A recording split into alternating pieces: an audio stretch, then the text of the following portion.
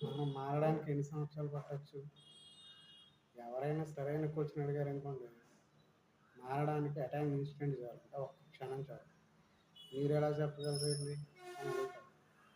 దీని గురించి తెలుసుకోవాలంటే మనకు చిన్న కథ తెలియాలి. అదేంటి అని అడిగితే, ఒక ఊళ్ళో ఒక దొంగల ఫ్యామిలీ ఉంటుంది.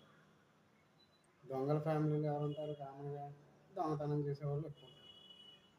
ఇప్పుడు దీంట్లో దొంగలకు పుట్టిన ఒక పిల్లోడికి అన్నప్రాసన ఎలా చేస్తారు? అలా ఒక దొంగ ప్రాసన చేయించాలనుకున్నారు. వాళ్ళ కుటుంబంలో ఎవరైతే పెద్ద మనిషి ఉన్నారో వాళ్ళ తాతయ్యని పిలిచి దొంగ ప్రాసన చేయమన్నారు. మా దొంగ ప్రాసన ఏం చేయాలి అని అడిగారనుకోండి, కామన్‌గా తెలిసేది ఏంటి? దొంగతనాన్ని తీసుకెళ్ళి ఎలా చేయాలనేది వాళ్ళకి ఎక్స్‌ప్లెయిన్ చేయాలి.